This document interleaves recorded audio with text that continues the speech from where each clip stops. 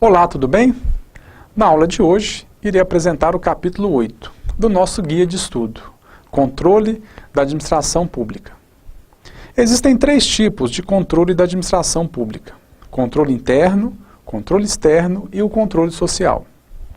O controle social já foi abordado nos capítulos anteriores, quando falamos de participação, de transparência e de accountability. Neste capítulo, então, iremos falar dos dois outros tipos de controle da administração pública, o controle interno e o controle externo. O controle interno é aquele que é exercido dentro da própria estrutura da administração pública. É a própria administração pública mantendo um controle independente dos seus próprios atos, como uma auditoria interna e controlar a legalidade e eficiência da administração pública. A Constituição Federal, em seu artigo 74, inciso 4º, estabelece as finalidades do controle interno.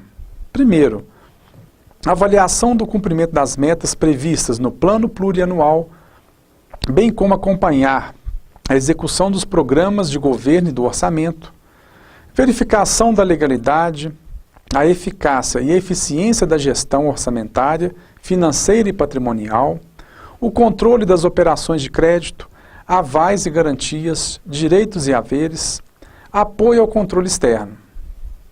No âmbito da Administração Pública Federal, o controle interno é exercido pela Controladoria Geral da União, a CGU, criada em 2003. A CGU tem por missão a defesa do patrimônio público e o combate aos desvios e desperdícios de recursos públicos federais. Sua atuação se faz mediante a realização de auditorias, fiscalizações, análise e apuração de denúncias, implementação de políticas de prevenção à corrupção e de promoção da transparência.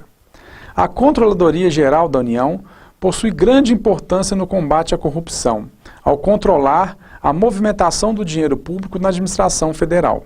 Matias Pereira traz algumas diretrizes que norteiam a atuação da CGU, que são: qualificação do controle interno, ora para o cumprimento satisfatório de suas atribuições.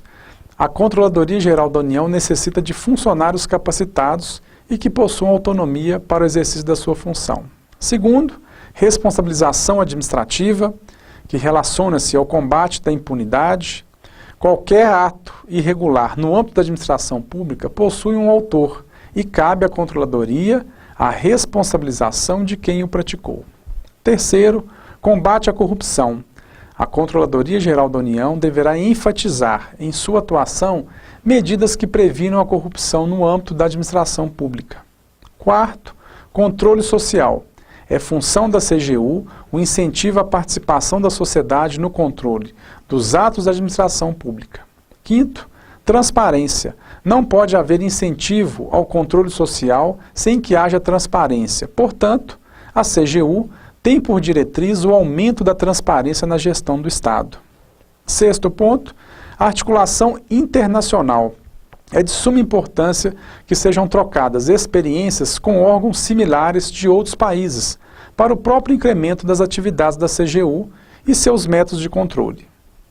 No que se refere à transparência e ao incentivo ao controle social, a CGU mantém na internet o Portal da Transparência, no qual podem ser encontradas informações sobre despesas, receitas e convênios do governo federal, bem como informações sobre todas as verbas repassadas a estados e municípios brasileiros. No site, é possível consultas, a previsão de gastos com a reforma e construção de cada estádio, por exemplo, além do investimento que será feito, de quem a responsabilidade pelos recursos, a atualização, a fonte de informações.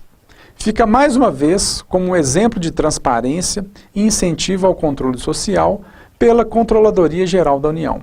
A CGU realiza sorteios para fiscalização dos municípios brasileiros, no tocante à gestão e aplicação dos recursos recebidos do governo federal, objetivando inibir a corrupção dos agentes públicos.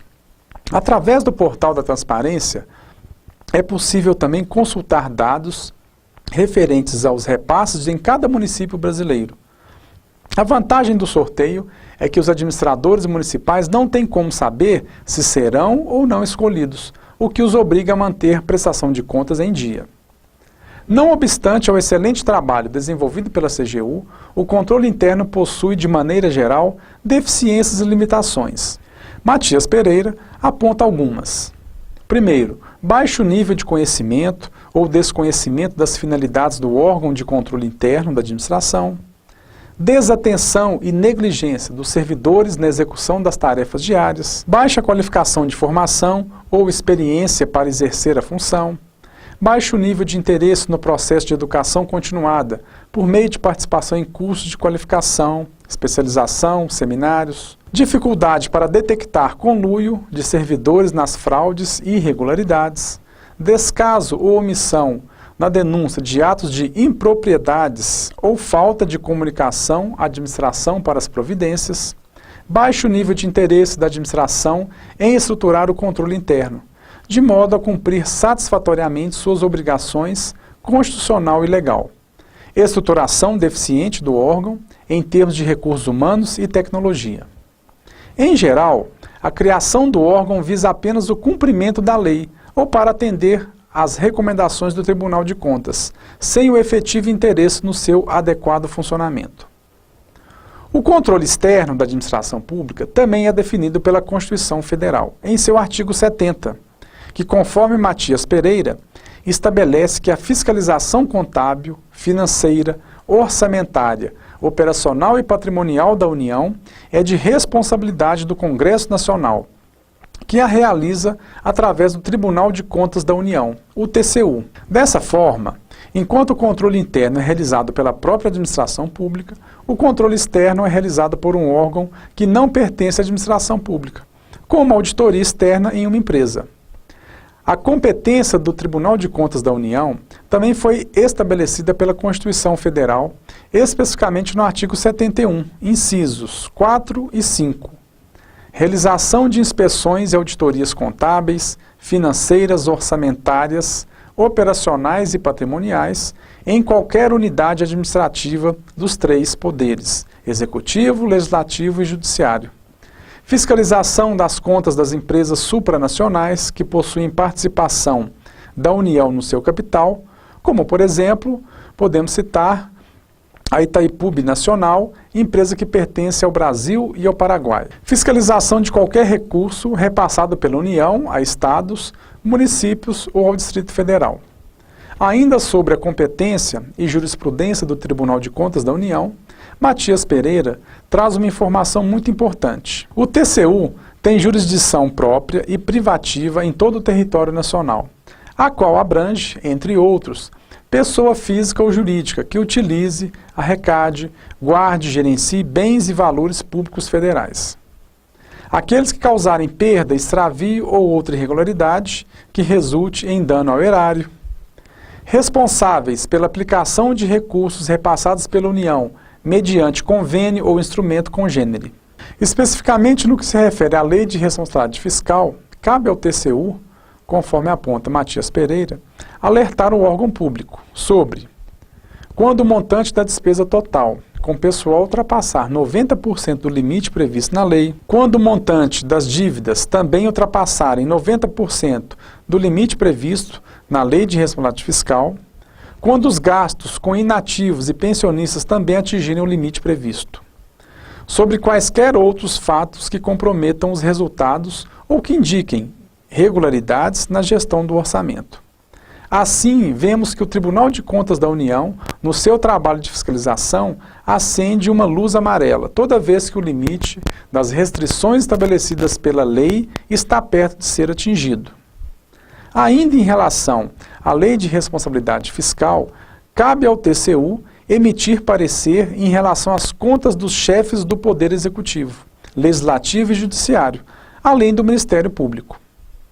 A Constituição Federal estabelece também alguns princípios norteadores do controle na administração pública, conforme relaciona Matias Pereira. São eles: universalidade, totalidade, legalidade, imparcialidade, autonomia, a independência, controle da legalidade, controle da legitimidade, controle da economicidade, controle da moralidade.